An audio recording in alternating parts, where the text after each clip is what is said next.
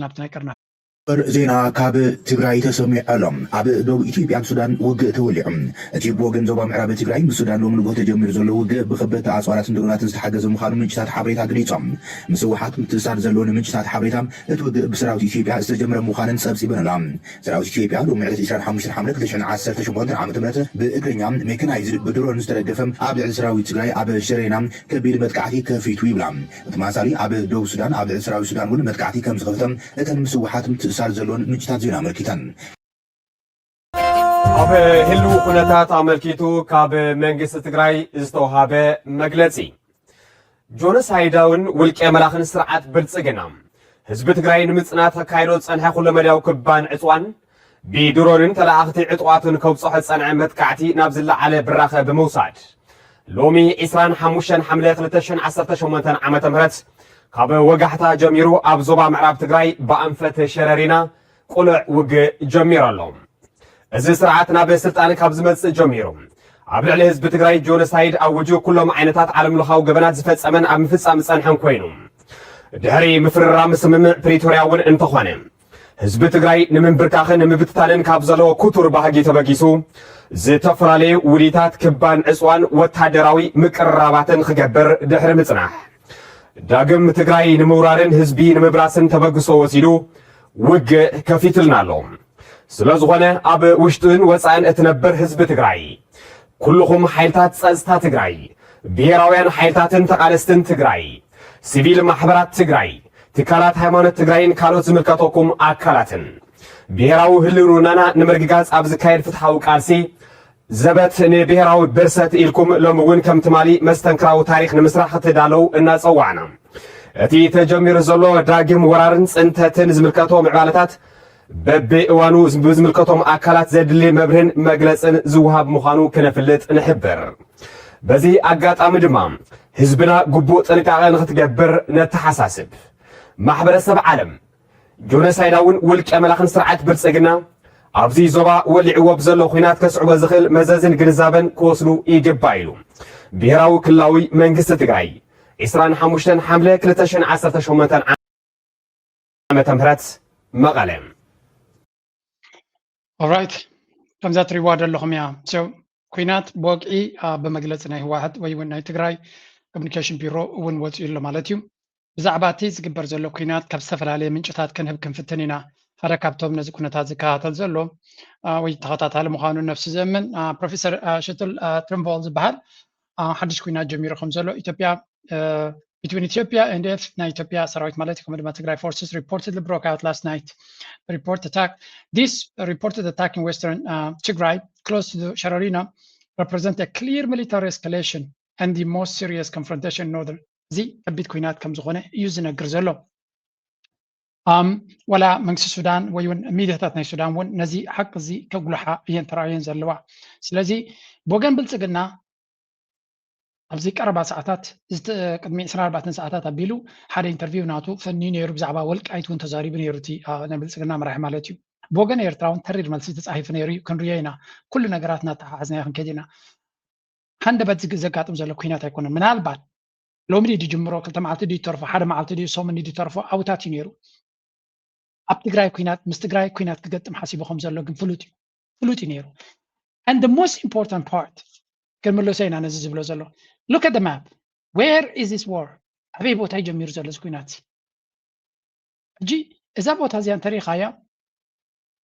መጀመርያ ዶብ ናይ ኤርትራ ክሳብ ላዕሊ ተልፋስጋ ዝበሃል ትሪእዎ ኣለኹም ስለዚ ኣብ ዶብ ናይ ሱዳን ዶብ ናይ ትግራይ ክልል ኣምሓራ ኤርትራ ኩላተን ክተሓሓዛሉ ዝኽእላ ቦታ እዩ ዝግበር ዘሎ ብኻልእ ኣዘራርባ ወይ ለኻ ብልጽግና ጥራይኻ ክትብል ትኽእል ኣብዚ ንብልጽግና ሲ ወይ ለኻ ስዒንካ ጥራይኻ ክትብል ትኽእል because everybody can play ግብፂ በሎ ሱዳን በሎ ኤርትራ በሎ ትግራይ በሎ ፋኖ በሎ ኩሎም ክጻወቱ ይኽእሉ እዮም ኣብዚ they have a legitimate area እዚ ቦታ እዚ ንኩላቶም ዝበፅሖም ቦታ እዩ ንኩላቶም ዝኸውን ቦታ እዩ ምክንያቱ ንኩላቶም ናይ ሴኪሪቲ ስጋት ክፈጥር ዝኽእል እዩ ንኣብነት ኤርትራ ኣብ ከባቢ ኩርሙክ መፅያ ክትዋጋ ብግልፂ ኣይትኽእልን እያ because ካብ ዶባ ኣዝዩ ርሒቑ ስለ ዘሎ ብሕቡእ ጥራይ ክግበር ዝኽእል ተተገይሩ ማለት እዩ ኣብዚ ቦታታት እዚ ግን ናብ ኤርትራ ገፁ ምንቅስቃሳት ክርኢ ዝኽእል ስለ ዝኾነ ኤርትራ ካብ ደባውን ርሑቕ ኣይኮነን ኤርትራ ሌጂቲሜት ዝኾነ ወታደራዊ ምንቅስቃሳት ክትገብር ትኽእል እያ ኣብቲ ኩናት ክትኣትያ ኣይብለኩምን እየ ግን ኣጋይን ቨሪ ስትራቴጂክ ቦታ እዩ እዚ ውግእ እዚ ቦታ እዚ ብብዙሓት ቦታታት ዝጥመት እዩ ሓደ ስቡሕ መሬት እዩ ኣብ መንጎ ኢትዮጵያን ሱዳንን ንነዊሕ ዓመታት ክሰሓሕብ ዝፀንሐ እዩ ንተጋሩ ድማ ኤክስትሪምሊ ስትራቴጂክ ቦታ እዩ ሕጂ እቲ ናይ ትግራይ ስትራቴጂ ፅቡቅ ዝኾነ እንታይ እዩ ኣርሚ ሰብዓ ዝበሃል ስለ ዘሎ እዩ ኣርሚ ሰብዓ ብወገን ሱዳን እዩ ዘሎ ኣብ ሱዳን ስለ ዝነበረ ካብ ሱዳን ተበጊሱ ናብዚ ቦታ እዚ እዩ ኣርሚ 22 ዲካልኻ ካብ ትግራይ ዝበገስካ ኣሎ ስለዚ ብክልቲኡ ወገናት እዩ ድመፅእ ዘሎ እቲ ምንቅስቃሳት ናይ ትግራይ ክኸውን ዝኽእል ከምኡ ድማ ፋኖ ዝበሃል ኣሎ ኣብታሕቲ ከምኡ ድማ ሰራዊት ናይ ሱዳን ኣሎ ሕጂ ኩርሙክ ዝበሃል ትዝክርዎ ይኹም ምስ ተወሰነ ግዜ ብልፅግና ምስ ዳዕመ ሰሪዕ ናቱ ተሃሪሙ ውሽጢ ከም ዝኣተወ ኢንፋክት ሚድያታት ናይ ትግራይ ነዚአን ዝዛረባ ሚድያታት ናይ ሱዳን እዚ ጉዳይ እዚ እቲ ዳዕመ ሰሪዕ ምስ ብልፅግና ነዚ ቦታታት እዚ ሓራብ ምውፃእ ወይ ናብዚ ቦታታት እዚ ክፃወት ስለ ዝደሊ ዘሎ ናይ ኢማራት ኢድ እውን ከም ዘለዎ እዩ ዝንገር እዚ መስመር እዚ ትቐንዲ መባእሲ ቦታ ክኸውን ከም ዝኽእል ካብቲ ናይ ደቡብ ኮርዶፋንዶ ሰሜን ኮርዶፋንዶ ገለዶ ዝበሃል ዘሎ ሓደ ካብቲ ዲ ሞስት ሲሪየስ ቦታ ክኸውን ዝኽእል ኣብቲ ናይ ዳዕመ ሰሪዕ ቀፃልነት እዚ ቦታ እዚ እዩ ምክንያቱ ብልፅግና ኢማራት ኣብ ብልፅግና ዘለዎም ቁፅፅር ኣብ ግምት ኢኻ ኣብ መወዳእታ ሰራዊት ሱዳን ብዝገብሮ ዘሎ ፅፍዒት እቲ ሰራዊት ናይ ዳዕመ ሰሪዕ እናተኮርመሸ እንድሕር ከይዱ ኮይኑ ተሪፉ ኣብ ደቡብ ሱዳን ወይ እውን ኣብ ካልእ ሃዲሙ ኣብኡ ክድሕን ኣይክእልን እዩ ምክንያቱ ኣብኡ ዘሎ ወታደራዊ ብቅዓት ናይተን ሃገራት ክሳዕ ክንዱ ዳግመ ውዳበ ክገብረሉ ዝኽእል ኣይኮነ ናብ ኢትዮጵያ እንተመፂኡ ብዝሕሰብ ዘለዎም ናይ ውግእ ካልቸር ዘሎ ሃገር ገለ ከም ብሓድሽ ክትውድቦን ሰባት ክትቆፅርን ኩሉ ስለ ዝሕግዘካ እዚ መስመር ምስ ኢትዮጵያ ዘሎ ምስ ሱዳን ዘለዎ ምሱ ኣብኡታት እዩ ክዕስክር ዝደሊ ድሮ ናይ ድሮናትን ናይ ካልእ በይዛት ናቱን ገይሩ ኣለዎ ሕጂ ነዚ ቦታታት እዚ ድማ ኤርትራ ሱዳን ግብፂ ኩላቶም ክፀርግዎ ዝደልዩ ብድሌት ማለት እዩ ኣትዮም ክዋግሉ የብለኩም ኣለዎም ግን ድሌት ኣለዎም ስለዚ ፋኖ ሕጂ እቲ ቀንዲ ዝደልዮ ዝነበረ ኣቴንሽን ክረክብ ምክንያቱ ኩናት ተጀሚሩ ዓጋቱ ስለ ዘይብሉ ሓደ ብዘዋፅኦ ይከይድ እዚ ፋኖ መሻርክቱ ፈሊጡ ኣሎ ኦልሬዲ እዚ ኩሉ ኣብ ከቢድ ኩናት ኣብ ክልል ኣምሓራ ዝገብሮ ዝነበረ ብልፅግና ናብዚያ ቦታ እዚያ ንምምፃእ ወይ ናብዚ ኩናት እዚ ክኸይድ ቅድሚ ምኻዱ ክገብሮ ዝግብኦ ነገራት ክገብር ስለ ዝሓስብ ዝነበረ እዩ ስለዚ እዚ ንሪኦ ዘለና ድማ መርኣያ ናይቲ ንነዊሕ እዋን በቃ ከምዚ እዋን እዚ ውግእ ከም ዝመፅእ ዘሎ ጋሕዲ ዝገበረሉ ብልፅግና የለን ንግሆም ምሸትን ብካርቱን ገይሩ ምዶ ኤርትራ ትግራይ ደብረፅዮን መንጆሪኖ ኣማኑኤል ኣሰፋ ምግበይ ገለ እናተባሃለ ከምኡ የለም ግናይ ዝኾነ ረስሕ ዝኾነ ፕሮፓጋንዳ ክገብር ቀኒ እዩ ኣብ ከምዚ ደረጃ መፅኡ ናብ ከምዚ ኩናት ክኸይድ ከም ዝኽእል ብዙሕ ዘገርም ኩነታት ኣይነበረን ስለዚ ቀርኒ ኣፍሪካ we are here so again ኩናት ናይ ሱዳን ብዓብዩ እናተባሃለና ከሎ ለንቀነ ናይ ኢጋድ መራሒ ንካርቱም ከይዱ ነይሩ ናይ ሱዳን መራሒ ቡርሃን ናብ ኤርትራ ከይዱ ነይሩ ቀደም ኣቢሉ ሓለቃ ስታፍ ናይ ሰራዊት ናቱ ድማ ጀነራል ጣሃዲ ገለ ዝበሃል ንኤርትራ ከይዱ ከም ዝነበረን ምስ ሓለቃ ስታፍ ናይ ሰራዊት ኤርትራ ክራኸብ ምዃኑ ወይ ከም ዝተራኸበ ዝገልፅ ሓበሬታ ሪአ ነይረ I will confirm this ምስ ግዜ ማለት እዩ ኩሉ እዚ ድማ ሓደ ግዜ ብልፅግና ጭቡጥ ዝኾነ ሓበሬታ የብሎምን ግን ቁንጭል ኣቢሎም ገለ ነገር የርእዩ ኸዮም ሓደ ካብቶም ፕሮፓጋንዲስት ናይ ብልፅግና ኢለ 31 ወርሒ 7 ኣብ መወዳእታ ትማል ማለት እዩ ከም ሎሚ ሓደ ክላሲፋይድ ሓበሬታ ረኺብና ይብል ነይሩ እሱ ድማ ኤክስክሉሲቭ ሊክ ሱዳን ኤርትራ ኢጅፕት ሲክሬትሊ ባክ TPLF ኦፌንሲቭ ኢትዮጵያ ኦን ብላብላ እዚ ሓደ ምስጢራዊ ሓበሬታ ዝረኸብናዮ ኤርትራ ሱዳን ግብፂ ብስውሓት ተዋሃሂዶም ሓደ ስጉምቲ ክገብሩ ምዃኖም እዩ ዝንገር ዘሎ ይብላ ኣሎ ንኣብነት ሓደ ምስጢራዊ ሓበሬታ ክትግምቶ ትኽእል እዚ ነገራት እዚ ግን ተዓጀብጀው ናቶም ክንሪኦ ኣለና ምስጢራዊ ሓበሬታ ከም ዝረኸብናዮ ኣብ ኣስመራ ይብላ ኣሎ ጀነራል ዓብዱልብርሃን ብምስጢር ከይዱ ከም ዝነበረ ምስ መን ተራኺቡ ምስ መራሕቲ ናይ ህወሓት ንኣብነት በዓል ደብረፅዮን ኣትዮም ከም ዝነበሩ ጌታቸው ኣሰፋ ኣትዩ ከም ዝነበረ እሞ ምሳቶም ከምኡ ድማ ሲኒየር ኤርትራያን ሴኪሪቲ ብራስ ናይ ኤርትራ ዓበይቲ ናይ ሴኪሪቲ ሓለፍቲ እውን ኣብኡ ተራኺቦም ከም ዝነበሩ the meeting took place during Burhan's last visit to Eritrea mid July ኣብ መፋርቕ ናይ ወርሒ 7 ጀነራል ቡርሃን ኤርትራ ከይዱ ምስ ፕሬዚደንት ኢሳያስ ተራኺቡ ከም ዝነበረን ብሕቡእ ድማ ደብረፅዮን ጠፊኡ ለበሃል ነይሩ ሸው ደብረፅዮን ኣበይ ከይዱ ገለ ዝበሃል ዝነበረ ደብረፅዮንን ጌታቸው ኣሰፋን ካልኦትን ምስ ናይ ወታደራዊ መራሕቲ ናይ ኤርትራ እውን ርክብ ከም ዝተኻየደ ኣብ ኣስመራ ይነግሩ ኣለዉ ሚእቲ ሓሶት ክንብል ኣይንኽእልን ኢና ሓቅኻ ክንብል ኣይንኽእልን ኢና it is likely ኣጋጢሙ ክኸውን ይኽእል እዩ كقاتم زخل نقرات يزي نالبات إيرترا كتحبر ويقال قديت هاي بلانجن it is possible it is probable كقاتم زخلي مستزل لنا سلالفا كنريخ لنا مستسم دو زخو دزلو كنتات كقاتم زخل مخانو قمتات لنا كابت زل حبريتات كابتن ريو زل نمبر مستيرا حبريتا سلا زلن يفوقو. So according to the leaked notes obtained حسوت النيزي مستيرا حبريتا كاباتهم سلي خضر خبنا يبلا لقمتي زغون ويونت سلاناتهم دوس ايزي concluded with a concrete timeline. TPLF will launch a full-scale offensive against Ethiopia's government before the middle of August, immediately declaring Tigray's sovereignty. So انتهي بلو كابت زر خبنا حبريتا يبلا له ايتو منو نسمعيو انتهي بلا له هو حد كسب مفارق ناي ورحشو ما انت متقع تقبر مخانو نغيروم له كدغفو مخانو دما تراليون كم زلو يزنقر زلو العلامه دما تግራይ حجرنا مغبار sovereignty لولاونت ناي تግራይ نموحاسيو كم حجر دي كم كل جن sovereignty ناي تግራይ نموحاسيو ስለዚህ confidential channel traffic reveals a tripartite backdoor deal. Sudan, Eritrea plan to invoke the UN's responsibility to protect doctrine as a cover to declare a humanitarian corridor, while in reality, the airports will be thrown open to fast-track massive shipment of weapons funneled from Egypt and other regional allies. ስለዚህ ክልቲአን ሃገራት ድማ ነቲ ከጋጥም ዝኽልናይ ፀገምናይ ህዝቢ ረድኤት ምግባር ወደ ባተን ክኸፍታ ከም ዝኽእላ ኢትዮጵያን ኤርትራን ሱዳንን ከምኡ ኢለን ኣለዋ እቲ ዕላማ ግን ካብ ግብፂ ክውሕዝ ንዝኽእል ኣፅዋር ከም ረድኤት ኣምሲልካ ናብቲ ኩናት ንምእታው ክግበር ዝኽእል ኣጀንዳ ይብሉ ኣለዉ ጉሰምዋ ጥራይ whatever it is ዝኾነ ይኹን ኣፅዋር ዲካ ኣብቲ ክዲ ግርብ ብልፅግና ክእለየሉ ዝኽእል መንገዲ ጥራይ ምክንያቱ ኣብ ልዕሊ ኤርትራ ዝገበሮ ድፍረት ብፍጹም ቅዱስ ይቕረኽ ክበሃለሉ ዝኽእል ሸለል ክበሃል ዝኽእል ኣይኮነን ወሸለ ሻዕብያ ነዚ ገይርዎ ጥራይና ንብል I don't want war ኩናት ዝበሃል ዝፈቱ ሰብ ኣይኮንኩን ግን ብልፅግና መዓልቱ እድል ስለዝሰኣነ ኩነታት ስለዘይተመቻቸኣሉ እምበር ንኤርትራ ቀዛ ክገብራ ምዃኑ ዝነገረ ሰብ እዩ ኩሉ ተግባራቱ ኩሉ ዘረቦ ድማ ርኢና ኢና ንሉላውነት ኤርትራ ንምሕካኽ ዘይገበሮን ዘይበሎን ዘያካየዶን ነገር የለን ዓቕሚ ስለዝሰኣነ ጥራይ ስለዚ ከምዚ ዓይነት ፀላኢ እንተለካ ብብንቋሩ ፅቡቕ ኣማራፂ እዩ ብብንቋሩ ጥራይ ድሕሪኡ ዝመፅእ ዳ እንታይ ክኾን እዩ ሽዑ ንሪኦ ድሕሪኡ ዝመፅእ ዝበሃል የለን ናይ ብርሃም ኣፈወርቂ ደርፊ ኩሉ ግዜ ዘክርዋ ከይተሓልም ኢልካ ጥቃሳይ ትገድፎን ኢኻ ኣብ ኢትዮጵያ እንታይ ክመፅእ እዩ ኣደናው ሕጂ ዘሎ ስርዓት ግን 100% ሹር እዩ ናይ ኤርትራ ሓደጋ ከምፅእ ኣላ ከምዝኽእል ዓቕሚ ስለዝሰኣነ እምበር ድሌት ኣለዎ ባህጊ ኣለዎ ኩሉ ነገር ኣለዎ ግን ዓቕሚ የለን ሕጂ ከምዚኣ ተጨኒቑ ከሎ እንታይ ይብለኩም ፀኒሐ እዛ ቪድዮ ብምሉእ ራሽያ ምስ ኔቶ ከመይ ኢላ ተፋጢጣ ኣላ ኢለኩም ኣለዎ ኣሜሪካ ምስ ኢራን ኣብ ከመይ ተፋጢጣ ኣላ that means there is no tension ናይ ዓለም attention ዝበሃል የለን ሕጂ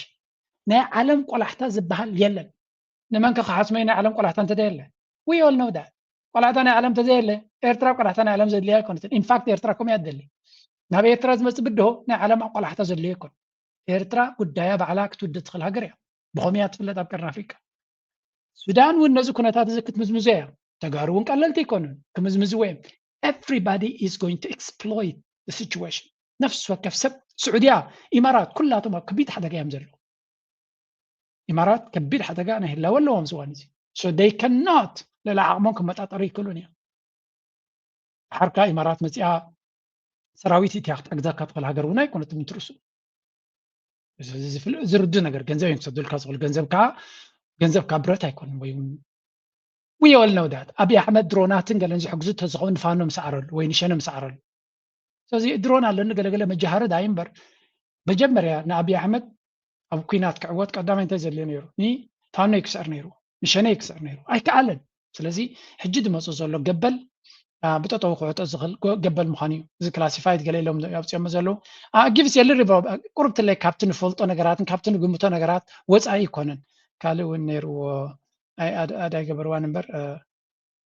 ከምኡ ኢሎም ዝዛረብዎ ካልይቲ ፖስት ነይራቶም ሱዳን ብወገን ሱዳን እውን ተመሳሳሊ ፖስት ርየ ነይረ ንኩሉ ኣተሓሒዝና ክንሪኦ ስለ ዝደሊ ሱዳን እዚ ኩነታት እዚ ምስ ኢትዮጵያን ፎርስስ ኣድቫንስ ኢን ሱዳንስ ባራኺት ቦርደር ሴክተር as a victories in the north ኮንፋ ስለዚ ብካልእ መንገዲ እውን እንተርኢና ሰራዊት ናይ ሱዳን أبي بوتا سراويتنا إثيوبيا أبي بوتا ينقص كم زلي ريلو تلفاز كزبال بناي السودان تبصاب زوجته زليو إزيد ما أكل نايتي بلتسجن دعم سري أبتي سمين كردفان زقات مزلو سعرتن هذا كفال نايتي دعم سري أفكارتهم أب اندرمان إيده بالله مسراويتو مسعودكم أصيح هذا كفال نايتي دعم سري إزيد ما مغسلتان هيتغسل على زقبرو زلوي سراويتنا دعم سري إيدهم نهبو مسبرتهم ناب سراوي السوداني سنبرلو دعم سري ما أكبيت سخونة نايكلولاو ناي إكزيستنشال كلولاو بس هو قوم زلي ينقر زلو again كمل سايكلني بعلني قد سراوي السودان عابي مومنتم defeat يتقبر زلو سلازي they have to switch هذا من قدي بلصقنا كفتر خلالو دعم سري كد عند تقوين تديهم بلصقنا شفان كفتر خلالو بزال فاسقة شجر فتيرو سراوي السودان كابتز واجو زلو نابز بوتاك مسألة زغل من قد كفتريو نزشت أرازق بلصقنا ترايدي تفلت مسيلكو شعبي يفلتون تجاري يفلتون فانو يفلتون سراوي السودان قبص يفلتون everybody knows this game ስለዚህ ሱዳን ፎከስ ኦን ዮር ወርክ ክበሃል እዩ ነቲ ዳዕመ ሰሪዕ በልዎ ብርሃን እውን ንዑ ክገብር እዩ ንሕና ነቲ ዳዕመ ሰሪዕ ሒዝናዮ ስለ ዘለና ብልፅግና በዚ ዝኸፍተልና ዘሎ ግንባር ሓገዝ የድልየና ኣሎ ኢሉ ክኸውን ይኽእል እዩ ግምት እዩ ሻዕብያ ድማ ነዚታት ዘይፈልጡ ይኮኑን ህወሓት ሕጅያታ ግዜኻ ፋኖ ሕጅያታ ግዜኻ ኤቭሪባዲ ሕጂ ግዜኻ ስለዚ እዛ ምንቅስቃስ እዚኣ ኣቢ እታ ናይ መወዳእታ ወይ እውን ሓደገኛ ቁማር እንዲ ዝፃወት ዘሎ እዛ ቁማር እዚኣ ክወፃ ድያ ይወፃን نجزي خنقت فينا but this is going to be very very interesting مس قداي السودان عبي متحاز اللوي كالاي نايك بحري calculated كويني قداي نايك بحري اب sensitive درجة سعودية وراك قبرينا بحوت تبلالا سنين لهن رينا لازم مسقون تتحازيو everybody is distracted كل كالا حيلي اللي نزب بحال زبلو كله ناي نفسه شقرقت يموالله كل حيلي ناتو صقم اللو سلازي إذا قداي زيا نبلصقنا أصقع بيكابينيا زيا نبلصقنا أصقع بالكابوينيا تكون تخل زيها معناته كل عندنا راس قبر زنا برانس أر كلهم حجي بدمر تأكيبهم متصويم انتهي كجبري هنرينا لأن كان يبزع بولك أي تجارب وسمعوه ረዘም ላለ ጊዜ ይገባኛል ጥያቄ በአማራ ክልል ሲነሳ ቆይቷል። ይህንን ጉዳይ የሁለቱም ክልል ህዝቦች ያሳተፈ ያወያየ በህገ መንግስቱ መሰረት በሪፍረንደም የተረጋገጠ ለዘላቂ ሰላም መነሾ የሚሆን ካልሆነ እድል አግኝቻለሁና አሁን ላፈላልግ ብትን ሲቀየር ይበላሻል። ለምሳሌ ከዚህ ቀደም የፌዴራል ክልል ስሪት ሲሰራ በህዝቦች ውይይት ቢሆን ያ ነገር የተፈጸመው exactly ኣብዚያ ላስት ሚኒት ናይ ሓደገኛ ግዜ ኩይ ኢንተርቪው ናይ እንታይ ገይሩ ብለኩም ኣሎ ናይ ወልቃይት ዝምልከት እዩ ገይሩ ወልቃይት ዕላማና ትርዱ እዩ እንታይ ስለ ዝደለዩ ዝገብር ዘሎ ፍሉጥ እዩ ምክንያቱ ናምሓራ ምስ ትግራይ ግርጭት ክፈጥር ክኽእል ኣሎ ሓንቲ ካብተን ካርታት ናቱ እያ እዚኣ ወልቃይት ድማ እታ ኣምላኽ ዝሃበኒ ፀጋይ ዝበላ እያ ናምሓራን ንተጋሩን ከባልዖን ክነብር እየ ዝበላ እያ ነይራ guess what nobody is buying his BS ነዚ ንሱ ዝብሎ ዘሎ ዝገዝኦ ሰብ የለን ስለዚ ወላ እቲ ዝገብሮ ዘሎ ኢንተርቪዋት ዝሪኦ ሰብ እውን የለን ስለዚ እንታይ ዝብል ዘሎ ወልቃይት is contested በኣምሓራን ከምኡ ድማ ብተጋሩ ሕጂ እንታይ ዝብል ኣብዚ ወራዳ ምዃኑ ናይ ፋኖ ተዕጡቃሲ ንወልቃይት ንትግራይ ክብዋ ወሲኖም እዮም ይብል ኣሎ እንታይ ዝብል ዘሎ temporary power dynamics of blah blah ኣበይ ኣላ መሲልኩም እዛ I don't know ኣብ ገለ ነይራ ከም ሰሚዐ ነይራ ሼር ገብርዋሎ ብብዝሒ ስለዚ ንፋኖ ምስ ህወሓት ወይ እውን ኣምሓራ ምስ ተጋሩ ንምብኣስ ዝጥቀመሉ ዘሎ ታክቲክ ከም ዝኾነ እዮም ዝነግሩ እዚ ድማ ኣካል ናይቲ ወትሩ ዝገብሮ ግርጭትን ናሓትሕዶም እናባላዕካ ናይ ምንባር ታክቲክ እዩ ከዋፅኦ ዶ ኣይወፅኦን እስከ ንእሽተይ ካብዚ ንስማዕ እንዳተዋጋእና እውን ሰላም ኢልና ኣይረኸብና እያ ተዋጊእና 2 ዓመት ሙሉ ለይትን ቀትርን ኣብ ኣጋመ ወዳእታ እውን ዝኾነ ናይ ሰላም ጭላንጭል ረኺብና ድሕሪኡ ንሳውነይ ነቲ 3 ዓመት ሙሉ ትፈፈፈፎ ተብለና በዚኣ ትውፃእ ነገር የላን ናይታ ፅሑፍ ማእኸል በዚኣ ትውፃእ ነገር የለን ካብ ሕጂ ንድሓር ቁርፅና ንፍለጥ ቁርፅና ምፍላጥ ዝበለፀ እዚ ሓደ ግዜ ውፅእ ዝብል ቃል ተጠንቀቑ መማረፂ ስለዘይብልና ትክክል ባ ስለ ዝኾነ መማረፅ ስለዘይን ካሊ መማረፅ እውን ባለ ኢድካ መሃ ምብታን በቃ መማረፅ ሲና ይኮነ ትክክል ስለ ዝኾነ ትክክለኛ መንገዲ መማረፅ ሲና ዘይኮነስ ትክክለኛ መንገዲ ንሱ ስለ ዝኾነ ህልውናና ክነረጋግፅ ሉዓላውነትና ክነረጋግፅ ተፈናቀልትና ክንምልስ ስደተኛ ይኮን እዚኦም ተፈናቂሎም ስደተኛ ትግራዋይ ይብልና ነው ኣብ ትግራይ ዓዶም እዮም ተነቂሎም ብሓይሊ ግራቶም ሕርሽኦም ፋብሪካኦም ሃፍቶም ምንም ዘይፈልጥ ቆልዑ ተወሊዶም ዝዓበዩ መሬትና ህነ መለሲና ዝጉዳይ ዝሓቶ መስዋዕቲ ክንከፍል ኢና ብዝሓለፍናዮ መስዋዕቲ ኣይንናስሓን ንብሔራዊ ክብርናን መንነትና ዝኸፈልና እዩ ብዝኾነ ኣጋጣሚ ዝቐረና ኣለና ዝተሰው ኣለዉ ክብሪ ይሃቦም ዘለኣለም ክብሪ ይሃቦም ዘለኣለም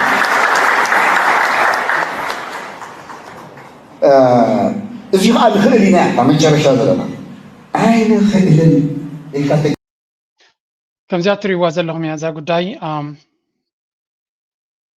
ቅድሚ ሕጂ እውን ኢልዋ ነይሩ እዩ ምግበይ ጀነራል ምግበይ ማለት እዩ እታ ገመድ ወይ ንሕነቐላ ወይ እውን በንጢስናያ ንወፅያ ነይራ ስለዚ ኣይ ቲንክ ሕልኽልኽ ዘይብሉ ከቢድ ኩነታት ኢና ንርኢ ዘለና እዚ ድማ ብልፅግና ንነዊሕ እዋን ኣሽኪዑ ሰብ እናባልዐ ክቕፅል ዝሓስብ ዝነበረ ኣብዚ እዋን እዚ ኢትስ ታይም about ታይም ካብ ሕጂ ንድሓር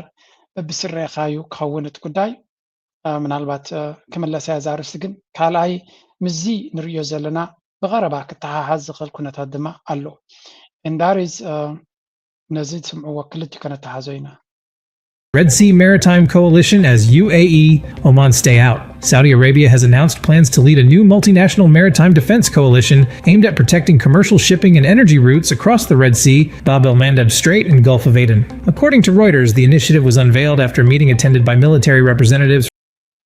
Launching a new military coalition to protect shipping in the Red Sea as attacks by Yemen's Houthi rebels threaten one of the Saudis' most important oil export routes. Saudi officials say about 50 countries have been invited to join the effort, with 14 nations. بخال منقد دما سعودية تخدد لا منقد دما كمالتنا معلتي ندارنا توسقي زخيت زلو دلا تقبر لا متقاط تقبر تخليا كوليشن ناتا ويون لفنتناتا نا هي لتمت على يوم زولو زلو كم زحج نريا زلنا الزون اكل نايتي كالكوليشن ابقرن افريكا زكبر زلو people are watching this نزم ساعات زيري ولو مي 24 ساعات زنبره كنتات تاريخايو ابوش 24 ساعات ايرترا دارغا ب 360 ኤርትራ ዘይተቋፀረ ግን ዓበይቲ ኩናት እዮም ክካየዱ ተዳልዮም ዘለዉ ወይ ውድብ ካየዱ ዘለዉ ስለዚ ኤርትራ ምርጫታት ናታ ከተነፅር ፍሉጥ እዩ ዝዋንስ ኤርትራ ናታ ቾይስስ ፍሉጥ ይኸውን ሰው ኣብዚ ጉዳይ እዚ ንሑት ክገጥሙ ኢሎም ዝእከቡ ዘለዉ ሃገራት ኸልጅ ዋላ እኳ ብዙሕ ግዜ ሽማውያን ሃገራት እዮም ዝበሃላ ኣብ ሞንገአን እውን ዘይምርድዳእ ከም ዘሎ እዩ ዝረአ ዘሎ ብፍላይ ተን ዕብይ ዝበላ ዝበሃላ ሃገራት ናይ ዓረብ ናበይ ገፀን ክኸዳ ይኽእላ ንሱ እውን ክንሪኦ ኢና ናው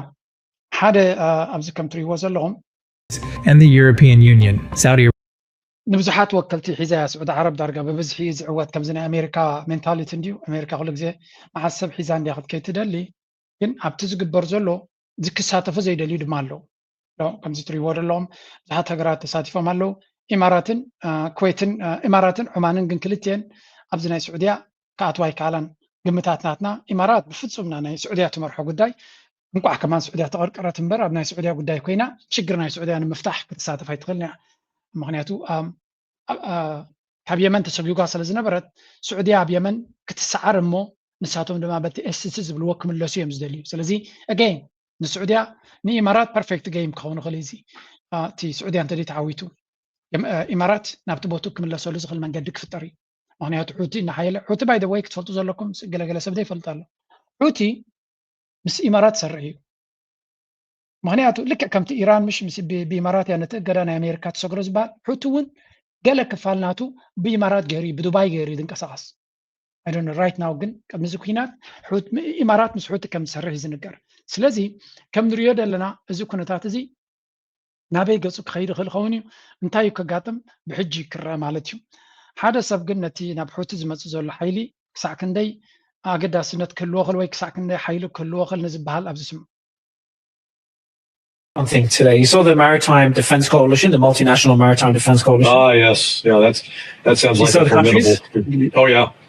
It's the Avengers. Turkey, Egypt, Pakistan, Kuwait, Bahrain, Saudi Arabia, Qatar, Nigeria. Man, yes. I know those Iranians, the Houthis, I'm sure, are sitting there quivering. Oh, my God. The Nigerian Navy's coming for us. Oh. And then there's this. ይላገጽ ዘሎ ሎሪ ጆንሰን ናይ ሲአይኤ ሰራሕተኛ ዝነበረ እዩ ወማዓት ሃገራት ተኣኪቦም ኣለዉ ማዓት ጋገጠም ተኣኪቦም ኣለዉ ናይጀርያ ሓይሊ ባሕሪ ናይ ናይጀርያ እውን ይመፅእ ኣሎ ናይ ጅቡቲ እውን ይመጻሉ ናይ ሶማልያ እውን ይመጻሉ ናይ ስዑድያ ናይ ገለ ስለዚ ሁቲ ካብዚኣቶም ክፈርዩ ይኽእሉ ዶ ንዝብል መብዛሕቶም ዝህብዎ ዘለዉ ኮመንተሪ ንሑቲ መፍተቱ እዩ እዚ ሁቲ ሓንሳብን ሓዋሩን ነቲ ኣብ ዓዱ ዘለዎ ብድሆ ክስዕር ዝደሊ ሓይሊ ምዃኑ እዩ ዝንገር ምክንያቱ ስዑድያ ዘለዋ ናይ ዲፕሎማስያዊ ጭዋዳ ተጠቂማ ንነዊሕ እዋን ቀርቂራቶም ከም ዝነበረት እዩ ዝንገር ነዞም ሁቲ ዝበሃሉ so they want ነዚ ሕጂ ተፈጢሩ ዘሎ ሃጓፍ ተጠቂሞም ዳርጋ ነቲ ወሽመጥ ነዚ ናይ ባቤል መንደብ ጠጠው እንዲኦም ኣቢሎሞ ዘሎ ብዓቢ ክፋል ዋላ ናይ ስዑድያ መራኽብ መንገዲን ቀይረን ብስዊስ ካናል ገይረን እየን ዝኸዳ ዘለዋ ስለዚ እንታይ እዮም ዝብሉ ዘለዉ ንሑቲ እዚ ኩነታት እዚ ኢራን ዓቢ ሽፋን ገይራትልና ኸላ ነዚ ኩናት እዚ ኣኽቢድና ስዑድያ እንተኮይኑ ጠቕላላ መንገዲ ክቕይረሉ ዝኽእል መንገዲ ክፍጠር ካልኦት ሓይልታት እውን እንተኾነ ኣብ ልዕሊ ሁቲ ገይሮሞ ዘለዎ ጉዳይ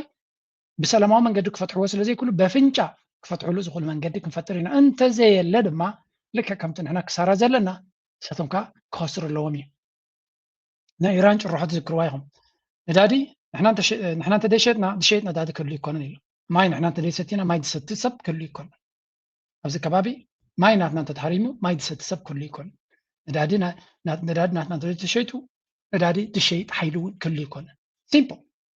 እዚኣ እታ ሎጂክ ኢሎም ኣብ ትዊተር ፅሒፎምሎም ነይሮም እዮም ስለዚ ከምዚኣ ንሪኣ ዘለና ሁቲ ድማ ኤፌክቲቭ ስትራቴጂ ናቱ የተግብር ኣሎ እዞም ተኣኪቦም ዝመፁ ዘለዎ ካብ ስዑድያ እንታይ ከምፁ ይኽእሉ ንዝብል መብዛሕቲ ሰብ ግምታት ናቱ ብዙሕ ከምፁ ከም ዘይክእሉ ምክንያቱ ንሑቲ ኣሜሪካ ምስ ብዙሓት መሻርክታ ኮይና እውን ሓንቲ ክትገብሮም ኣይከኣለትን ስለዚ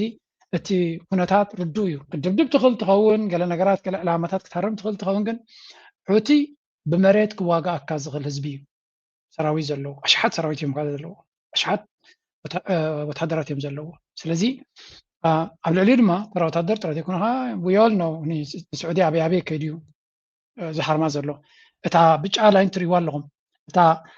ናብ ኢራን ገፅ ዘሎ እቲ ቀንዲ ናይ ነዳዲ ቦታታት ናቶም እዩ ኣብኡ ሃሪሞም ኣለዉ ኣብዚ ድማ እቲ ያንቡዕ ዝበሃል ወደብ እዩ ኣብኡ እውን ሃሪሞም ኣለዉ ስለዚ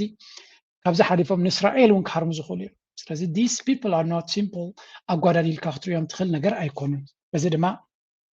ብዙሕ ዘረባን ብዙሕ ኩነታትን ከም ዘሎ እዩ ዝንገር እዚ ኩነታት እዚ ድማ ዓለም ምልእቲ ብቐረባ ትከታተሎ ዘለያ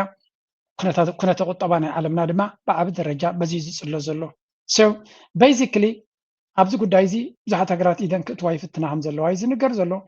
መን ኣብዚ ጉዳይ እትዩ ለውጢ ከምፅእ ዝኽእል እንታይ ዓይነት ለውጢ ይኸቲ ለውጢ ክበሃል ዝኽእል ኣብዚ ብሕጂ ኢና ክንሪኦ ግን ወላ ሓንቲ ዝረአ ነገር ግን ንርኢ ኣለና ሓደ ፍሉይ ነገር ክቕይርዎ ዝኽእሉ ኩነታት ዝረአ ነገር የለና ኣብዚ ሶ ብዙሓት ክኢላታት ስዑድያ ናይ ኣሜሪካ ሓገዝ ትደልያ ብዘይ ናይ ኣሜሪካ ሓገዝ ክገብሮ ትኽእል እያ ከምዚ ክኸውን ይኽእል እዩ እዚ ክግበር ይኽእል እዩ ከምዚ ክውሰድ ይኽእል እዩ ይብሉ ኣለዉ ግን ከም ንሪኦ ዘለና ሁቲ ናይ ኢራን ደገፍ ክሳብ ዘለዎ ኢራን በይኑ ንብዙሓት ሓይልታት ጠጠው ኣቢሉ ኣሎ ነዛ ኩነታት እዚኣ ድማ ናይ ሁቲ ቀላል ስራሕ እያ ኣብታ ከባቢ እዩ ናብ እስራኤል ዘተኩስ ምክንያት የብሉን ናብ ጅንዕፍሪ ዘተኩስ ምክንያት የብሉን ኣብዚኣ ቦቱ እዩ ዘሎ ናብታ ቦቱ ንዝመፆ ድማ ክከላኸል ዝኽእል ኣፅዋርን ድሮንን ከምኡ ድማ ዓሞ ወታደር ዘለዎ እዩ እታ ዝበለፀት ስዑድያ ሕጂ እውን እንተኾነ መንገዶም ቀይሮም ተመሊሶም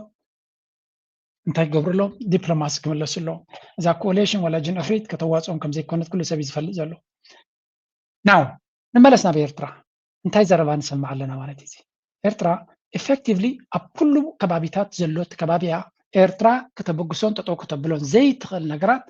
ከቢብዋ ከም ዘሎ ኢና ንርኢ ዘለና ስለዚ ነዚ ጉዳይ እዚ ኣብ ግምት ኢቲኻ መርሕነት ናይ ኤርትራ they really have to calculate many things ብዙሕ ነገር ካልኩሌት ገብሩ ኣሎ ወሪፍ ሁቲ ዝበሃል ካልእ ነገራት ክገብር ተጀሚሩ ንኣብነት ኣብታ ዝሓለፈት ቪድዮ ናተይ ኤርትራ ምስ ስዑድያ ሽርክነት ኣለዋ ምስ ግብፂ ሽርክነት ኣለዋ ናይ ቀይ ባሕሪ ድማ ውሕስነት ናይ ቀይ ባሕሪ ድማ ነተን ኣባላት ሃገራት እዩ ዝምልከት ዝብል መርገፅ ኣለዋ ኤርትራ ከምኡ ኢላ ተኣምን ሊቶራል ስቴትስ ተሓጋጊዘን እየን ነቲ ቦታቲ ከውሕሳ ዝኽእላ ትብል እያ ግን ብተመሳሳሊ ድማ ኣብ ብዙሕ ኩነታት ነዚ ጉዳይ እዚ ተላፊንካ ተኣኻኺብካ ትገብሮ ኩነታት እውን ቅቡል ኣይኮነን ብፍላይ ኣሜሪካ ምስ ካልኦት ኮይና ትገብሮ ኢሎም እውን ፕሬዚደንት ኢሳያስ እውን ነቒፉ ነይሩ እዩ ኣብ ገለ ክፋልቲ ንሑቲ ኣብ ልዕሊ ሁቲ ዝግበር ዝነበረ ጎቦ ሃሪሞ ነይሩ እዩ ና ኤርትራ ምስ ሁቲ እንታይ ርክብ ኣለዋ ምፍላጥ የድሊ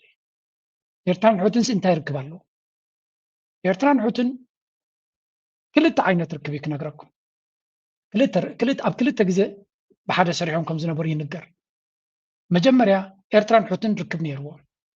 ኤርትራ ምስ ኢራን እውን ርክብ ነይርዋ እዞም ብልፅግና ዝብልዎ መበገሲ ነይሩ ኣብ ገለ ክፋል ፕሬዚደንት ሃገር ኤርትራ ናብ ኢራን ከይዱ ምስ ሽዑ ፕሬዚደንት ዝነበረ ኣሕመዲነጃድ ተራኺቡ ከም ዝነበረን ብኡ መንፅር ድማ ገለገለ ካብቲ ሶርስስ ዝጠቕስዎ ሑቲ ምስ ኤርትራ ገለ ክፋል ርክብ ከም ዝነበሮም ዝሓርጊ ኤርትራ ጠቕላላ በቲኻቶ እያ ብፍላይ ድማ ኣብቲ ኩናት ዝካየደሉ ዝነበረ ኤርትራ ምስ ሑቲ ዝነበራ ኩነታት ገዲፋ ምስ ዘንድ ልፍንቲ ናይ ሃገራት ዓረብ ኮይና ነይራ እዚ ከዓ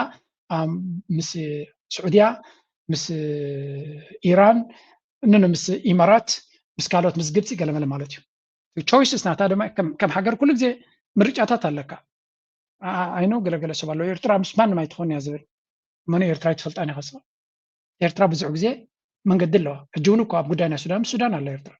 ኤርትራ ምስ ማንም ኣይትኾን እያ ኖ ትኸውን እያ ኤርትራ ምስ ሓደ ትኸውን እያ ትበርፅ እያ ኤርትራ ናይ ግድን ሃገር ኢኻ ኢልካ በይንኻ ተነፂልካ ትነብር ኒኻ you have to take some positions ግዴታ እውን እዩ right positions ትሕዞ ናብ ኩናት ወስደካ ዶ ይወስደካን እዩ ምዕራብ ኢትዮጵያ ጉዳይ ናይ ኢትዮጵያውን ምስ ብልፅግና ነይራ ሕጂ ድማ ምስ ህወሓት ኣላ ኤርትራ ፖዚሽን ትወስድ እያ ከም ሃገር ኣብቲ ከባቢኻ ዝፀልወካ ምርጫታት ትወስድ እያ ስለዚ ኣብቲ ቀዳማይ ኩናት ወደብ ዓሰብ ኢማራት ሰራዊት ናብኡ ከም ዝነበረ ዝፈልጡ እዮም ዘይትፈልጡ ተኮይንኩም ድማ ፅቡቅ ጌርኩም ቸክ ግበሩ እዚ ኤርትራ ምስ ኢማራትን ምስ ስዑድያን ነይራ እያ ብፍላይ ድማ ምስ ኢማራት ነይራ እያ ኣብቲ እዋን እቲ ኢማራት እንታይ ይገብር ነይሩ ግን ንሑቲ ክሃርም ይድፍት ነይሩ ኣብኡ ግን again there is this confusing situation ኢማራት ዝበሃል ኣብቲ ኩናት እቲ ክልተ ገይም ይፃወት ከም ዝነበረ ይዝንገር ስዑድያ ነቲ ሑቲ ክስዕር ኣብ ዝዋግኣሉ ዝነበረ ኢማራት እቲ ደቡባዊ ክፋል እናሓዘይ ዝቕፅል ነይሩ ዝበሃል ብፍላይ ኣብቲ ዳሕረዋይ ደረጃ ናቱ ግዝኣት ይደስፋሕፍሕ ነይሩ ዳ እምበር ነቲ ናይ ሑቲ ዓቕሚ ንኸዳኽም ብዙሕ ይፅዕር ከም ዘይነበረ ኣብኡ ድማ እቲ ባእሲ ናይ ስዑድያን ናይ ኢማራትን ዝጅምር እዩ ዝበሃል ኣብ መወዳእታ እቲ ኢማራት ዝበሃል ዕላማ ናቱ ምስ ፈለጠት ኤርትራ እንታይ ክገብር ከም ዝምድብ ዘሎ ምስ ረኣየት እቲ ኢማራት ዝበሃል በንቂራ ዝምድና ናታ ምስ ስዑድያ ኮይኑ ማለት እዩ እምበር እቲ ኢማራት ንኤርትራ ኣብ ጎኑ ገይሩ ኣንጻር ስዑድያ ገለ ክገብራ ኣንጻር ካልኦት ክገብራ እውን መደብ ነይርዎ እዩ ወላ ኣብዚ ኩናት ናይ ሱዳን ትዝክሩ ተኮይንኩም ኤርትራ ምስ ዳዕመ ሰሪዕ ክትኮነሉ ኮይድለ ነይሩ እዩ ዳዕመ ሰሪዕ እኮ ቅድሚ ኩናት ምጅማሩ ኣስመራ ይኸይዱ ነይሩ እዚ ጀነራል ሓመቲ ኣስመራ እኮ ኣይጠራዩ ነይሩ ኣብቲ መጀመርያ እኮ ኤርትራ ትሕመ ነይራ እያ ንዳዕመ ሰሪዕ ትሕግዞ ዘላ ኤርትራ እያ ትበሃል ነይራ ኩነታት ሪያ ግን ኤርትራ ሓጊዛቶ ዳ ሓገዘትን ብወቅዒ ዝኾነ ነገር ዝፍለጥ የለን ግን ግምታት ነይሩ ኤርትራ ግን ሪያ ኩነታት ጉዳይ ናይ ሱዳን ትክክለኛ መርገፂ ወሲዳ ምስ ህዝቢ ሱዳንን ምስ ሰራዊት ሱዳንን ምስ መንግስቲ ሱዳንን እየ ዝኸውን ኢላ ኣገይ ኣብ ጉዳይ ናይ ኢትዮጵያ እውን ቅድም ንሉላዊ ሃገር ኢትዮጵያ እያ ደጊፋ ስለዚ ሃገር ኣይትፈርስን ኢላ ኣብ ሱዳን እውን ተመሳሳሊ ሓደ ዓይነት መርገፂ እዚ ድማ ናይ ኤርትራ ገበነኛ ዝገብራ እውን ኣይኮነን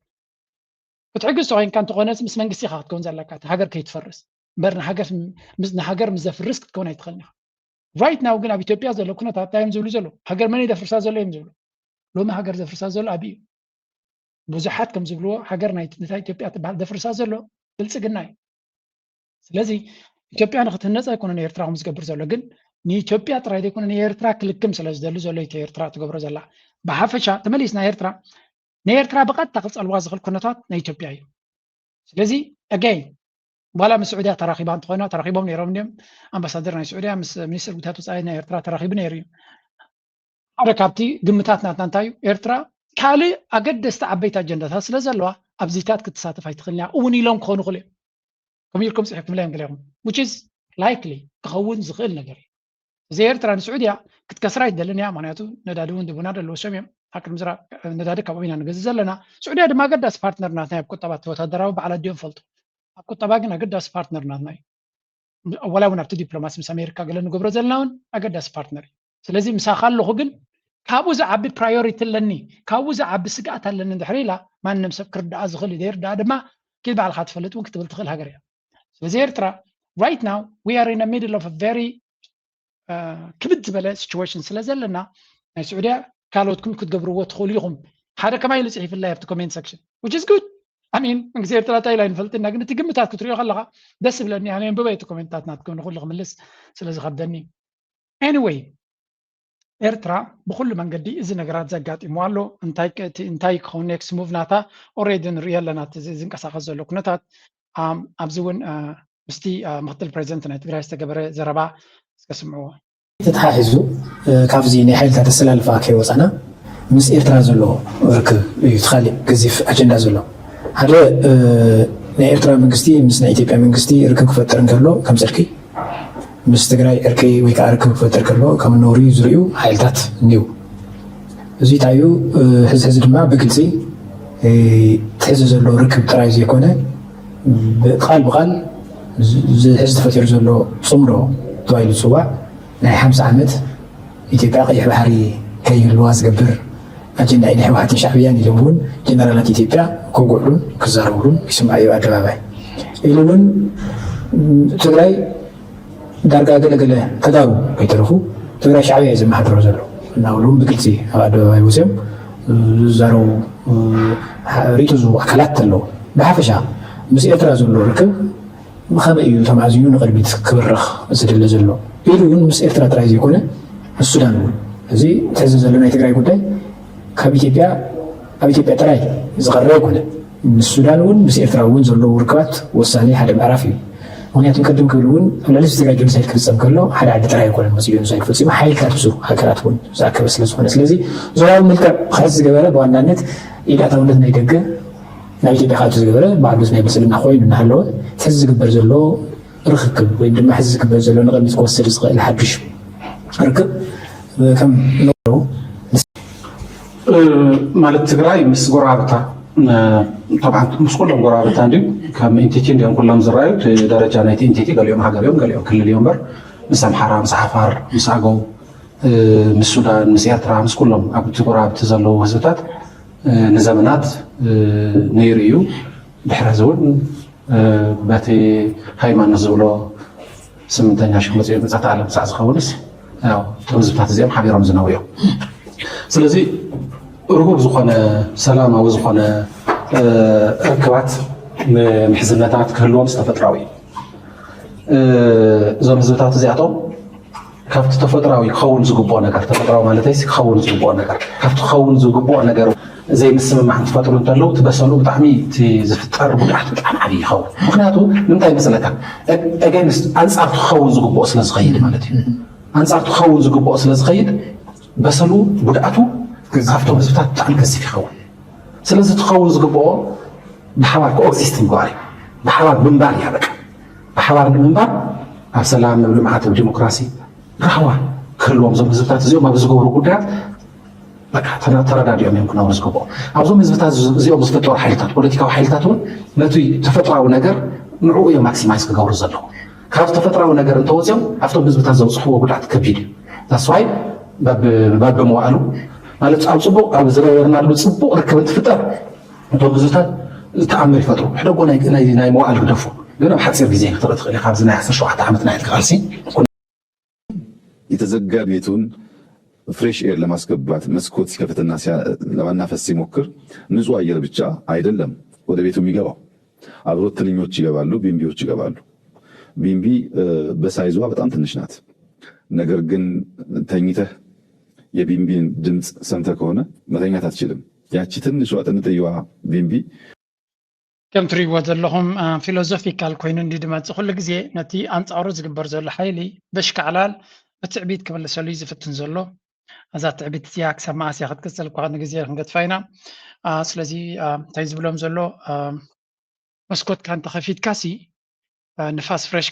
ፍሬሽ ኣየር ከኣትወካ ኢልካ መስኮት ተኸፊትካሲ ፍሬሽ ኣየር ጥራይ ኣይኮነን ዝኣትወካ እንታይ ደኣ ጣንጡ እውን ይኣትወካ እዩ እቲ ጣንጡ ድማ ንጣንጡ ንጀርመኒ ክገልጽ ዝፍትን ነቶም ኩሎም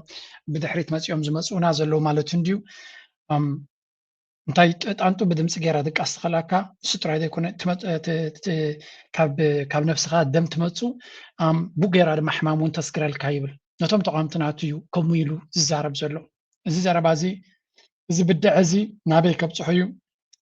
እቲ ንሱ ከምኡ ኢሉ ዘባጭወሎም ዘሎ ህዝቢ ንህላዊ ፈተና ገጢሞም ንሃገሮምን ንህዝቦምን ዝቃለሱ ዘለዉ ህዝቢ እዮም ዲያሎግ እገብር ኣለኹ ዲስካሽን እገብር ኣለኹ ዝብል ሰብ እዩ ነቶም ናቱ አንጻሩ ንዘለዉ ሰባት ቀጻሊ ብናይ ብድዕ ቋንቋ ትዛረብ ኣብይ ኣሕመድ ሲ ቅድሚኻ መንግስቱ ሃይለማርያም እናተመክሐ ከይዲ እዩ እምበር ዶ ንምዃኑ ናይ መንግስቱ ሃይለማርያም ዛንታ ኣለዎ እዚ ሰብ እዚ ኣይዶን ኖ ትብልፅግና ግን ዳርጋ ፍሬኖ ዝበተኸ ዓይነት እንድዩ ኣብዚ ለንቀነ ብዛዕባ ፅምዶ ዝብልዎ ዘለዎ ስምዑ የዶጋሌው መብረቅ የቀይ ባህሩ አስከልካይ የአድዋው ፊት አውራሪ ራስ አሉላ አባነጋ ሀገርን ከውጭ ወራሪዎች ካብ ምሕር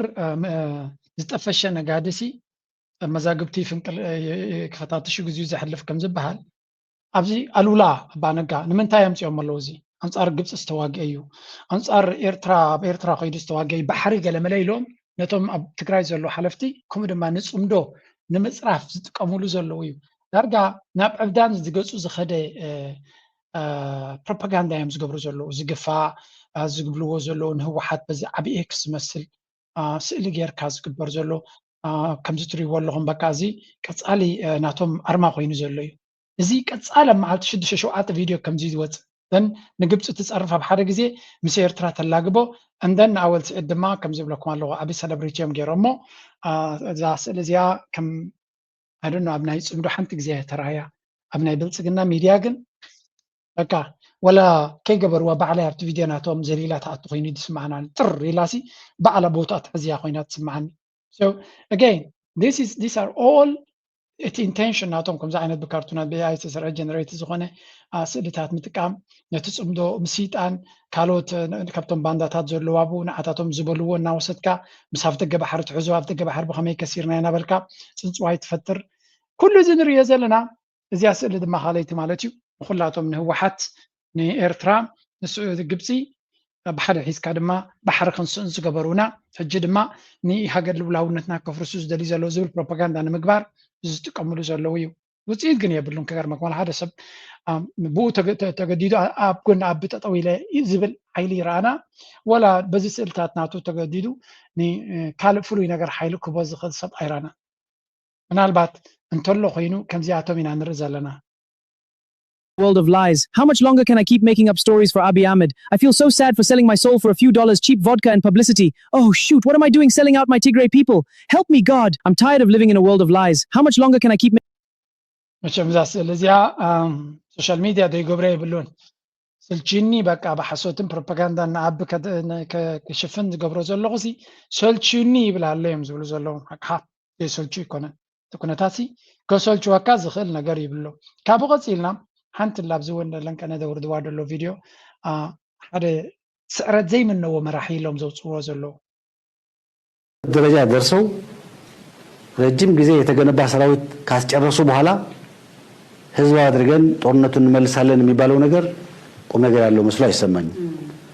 ቀደም ብሎ እንደተገለጸው ጦርነቱ አልቋል። የጊዜ ጉዳይ ነው። ከእንግዲህ በኋላ የድርድር እዚ ሰብ እዚ ክሳዕ ክንደይ ጂምናስቲክስ ወይ ከዓ ስፖርተኛ ምዃና ፖለቲክስ ትሪእዎ ኣለኹም እዮም ስቲዲኤፍ ኮይኑ ምስ ኣብ ጥቓልሲ ናይ ትግራይ ዝዛረበ ዝነበረ ተወደበ ኩናት እዩ ወላ ሓንቲ ዝግበር የለን ሰራዊት ክወዱ ትደይ ኮይኖም ገለ እናበለ ዝፍክር ዝነበረ እዩ ልክዕ እዛ ዘረባ እዚኣ ሕጂ ካይጥቀመላ ምህላዊ እዩ ትዘገርም እዛ ዘረባ እዚኣ ሲ ከምዚ ኢሉ ይፍክር ከም ዝነበረ ኣብቲ ኩናት ናይ ትግራይ የሚባል ነገር ሲነሳል ወይ የሚል ጥያቄ አይ ማሊያ ቀይሩ ሕጂ ከም ዝብል ነው እኔ መለሰው ጦርነቱ እያለቀ ነው በጦርነቱ እያለቀ ነው ያለው ከማን ጋር ነው የምንደራደረው የሚል ጥያቄ የሚነሳ ነው የሚሆነው A few years later ኣብዚ ስዒርና ዮሚና ኣብዚ ዘሎ መንእሰይሲ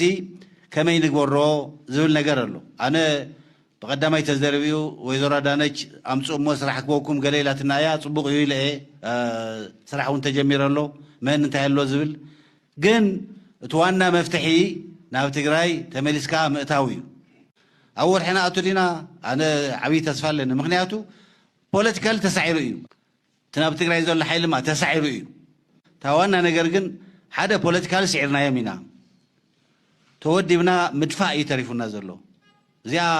ብሓዝ ብጣዕሚ ክተድል እያ እዚ ዘረባ ለንቀነ የምፃልኩም ቀኒ ንምንታይ ምዃኑ ሕጂ ተረዲና ኣሎ ኩናት ተቐሪቡ ስለ ዘሎ ብልፅግና በዚኣ ጌርና ንኣዲስ ኣበባ ንመቐለ ክንኣቱ ንቋፀር ንኽእል ኢና ኣብ ዝብል መደምደምታ በፂሑ ከም ዝነበረ እዩ ኢንፋክት ብዛዕባ እዚኣ ተጋሩ ባዕሎም ክትዛረብዎ ዘለዎ ስምዖ ክሳዕ ክንደይ ሕልኽላኽ ከም ዘለዎ ሰብ እዚ ክንምንታይ ሓደገኛ ኮይኑ ከም ዘሎ ሓይሊ እዚ ኣብ ትግራይ ዘሎ ሓይሊ ብፖለቲካ ተሳዒሩ እዩ ዝብል ብዝሓለፈ እውን ያው ጉዞመን እምንን ክሕዝቡ ጠቂሞም ነይሮም እዮም ህዝቢ መቐለን ህዝቢ ዕዳጋ ሓሙስ ሕዚ ድማ እዚ ሓይሊ እዚ ተሳዒሩ እዩ ዝብል ሕዚ ናይ ብሓቂ ጀነራል ፃድቃን ፖለቲካዊ ቅቡልነት እኒአኒ ኢሎም ስለዝኣምኑ ድዩ ከምኡ ስለ ዝግምግሙ ድዩ እቲ ዘሎ ኩነታት ከመይ ኢኻ ትሪኦ እቲ ዝብልዎ ዘሎ ሕዚ ኢንፋክት ብልፅግና ኩናት ኣብ ምጅማር ኣፍ ውግእ ኣብ ምጅማር በሪ ኣብ ዘለሉ እዋን ኮይኖም እዮም እዞም ኣካላት እዚኣቶም ዝዛረቡ ዘለውና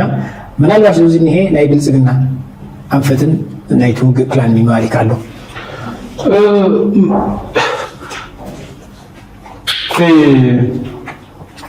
ዝብልዎ ዘሎ በዓል ጀነራል ፃድቃን ዝብሎ ፖለቲካ ተሳኢር ማለት ክንዲ ዝኣክል ዶ ፖለቲካ ይጠፍአካ እዩ ሙሉእ ዕድመኻ ፖለቲካ ሓሊፍካ ኢኻ ትሓስብ ክብለካ ኢልካ ትሓትት ፖለቲካ ማለት ናይ ህዝቢ ኣጀንዳ ሒዝካ ምስራሕ ይብቃ ምንም ካልእ ትርጉም ከይብሎ እሱ ኢልና ኢና ሶፊስቲኬሽን ግዛዕ ንብዝሐሉ ዛዕምዛዕ እምበር ብድሕሪኡ ማለት ፍልስፍናታት ኣለዎ በቃ እቲ ዋና ነገር ግን ፖለቲካ ማለት ናይ ህዝቢ ኣጀንዳ ሒዝካ ምስራሕ እዩ ናይ ህዝቢ ሕቶታት ሒዝካ ምስራሕ እዩ ንናይ ህዝቢ ዌልቢንግ ንናይ ህዝቢ ፀገማት ምፍታሕ ወይ ናይ ህዝቢ ፀበባ ምውፃእ ሓደ ህዝቢ ሓደ ብሄር ሓደ ሃገር ሓደ ኤንቲቲ ከምታት እዩ ስለዚ ሕዝስ ኣብዛ እዋን እዚኣስ ናይ ብልፅግና ፖለቲካ ድያስ ማለት ኣነ እዚ ጀነራል ፃድቃን ይኹን ምስኡ ዘለዉ ሰባት ካልኦት ካሊእ ኣካል ይኮነን ባይዘወይ እውይ ዘይኮነ ኮይኑ እምበር ጀነራል ፃድቃን ማለት ሚሊታሪ ኣድቫይዘር ናይ ኣብዪ ኣሕመድ እዩ ኣነ ዘለኒ መረዳእታ ማለት እዩ ሚሊታሪ ኣድቫይዘር እዩ ወታደራዊ መኻሪ እዩ ናይ ስርዓት ድዩ ሕዚ ኣብ ትግራይስ ፖለቲካስ ኤኒዌር ኣብ ኩሉ ሓደ ይኮነን ፖለቲካ ኣብ ትግራይ ምስ ዘሎ ህዝብስ ኣብ ፖለቲካ እያ ናይ ትግራይ ህዝቢ ፖለቲካስ ኣየነይቲ እያ ናይ ጀነራል ፃድቃን ናይ ብልፅግና ፖለቲካ ድያ ናይ ህዝቢ ትግራይ ወይስ ናይ ሕወሓትን ኣብ ውሽጢ ህዝቢ ትግራይ ዘለዉ ብሄራውያን ሓይልታትን እዩ ፖለቲካ ናይ ትግራይ ኣየና እዩ ዝወድቕ ናይ ህልውና ጉዳይ እኮ ኤኒታይም ክወድቕ ይኽእል መራሕቲ ክስው ይኽእሉ እዮም ኣብዛ ሰዓት እዚኣ ነስኻ እናተዘራረብና ንሃለና ዝኾነ ሓደጋ ክጋጥሞ ይኽእል ዝኾነ መራሒ እውን ዝኾነ ሓደጋ ክጋጥሞ ይኽእል እቲ ፖለቲካ ማለት ግን እቲ ብሄራዊ ሕቶት ናይቲ ህዝቢ ሕቶ እዩ እቲ ናይ ህዝቢ ሕቶ ኣብቶም ፖለቲካዊ ሓይልታት ኣብቶም ብሄራውያን ሓይልታት ኣሎም ክሳዕ ዝምለስ ኣሎ ስለዚ ፖለቲካ እዚ ፍልል ክገብር ኣይኽእል ፖለቲካ ክሳዕ ዝኽእል ሓይሊ የለን ኣብ ትግራይ ሕዚ ናይ ኣይዲዮሎጂ ውድድር ኣይኮነን ዝኒሄ በቲ ኩናት ተጎሳቂልና ኣለና ብዙሕ መስዋዕት ከፊልና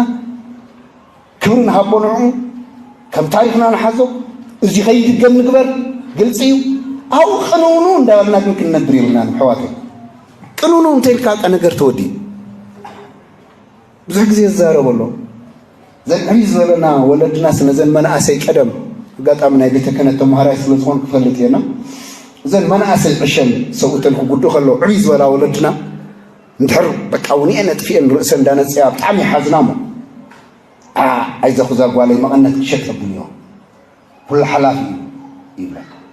ብጣዕሚ ከቢድካ መቐነትኪ ሸጥ ኣይዘኹ ይብላ እንተን ዓበይ እንታይ ማለት ምዃኑ ቅንኑ እንተይልኪ ተስፋ እንተቆሪፅኪ ቀፃሊ ላይፍ የለን እንተይልኪ ተወዲኢ ነገር ቆልዑ ኣለዉ ክቆልዑ ክዕብዩ ቀፃሊ ላይፍ እውን ኣሎ ተረጋጊ ካልእ ሓዲር ካልእ ሂወት እውን ኣሎ ማለት እዩ ኣብ ዝሓለፈ ፌል ዝገበርካዮ ካብኡ ተምሃር እምበር ኣብኡ ቅንውኑ እንዳበልካ ትነብር ተኮይንካ ብጣዕሚ ሓደገ እዚ ዓይነት ኩነታት እናረኣኻ ናበይ ገጾም እዮም ዝቕፅሉ ዘሎ ብክልተ ሓይሊ እንተሪኢኻ this is going to be right now ኣነ ዝርዮ ዘለኹ ሓበሬታታት ይብላ ኣሎ ብልፅግና ድሮናቱን ተጠቂሙ መጥቃዕቲ ከም ዘካየደ እዮም ዝነግሩ ዘለዉ ብድሮናት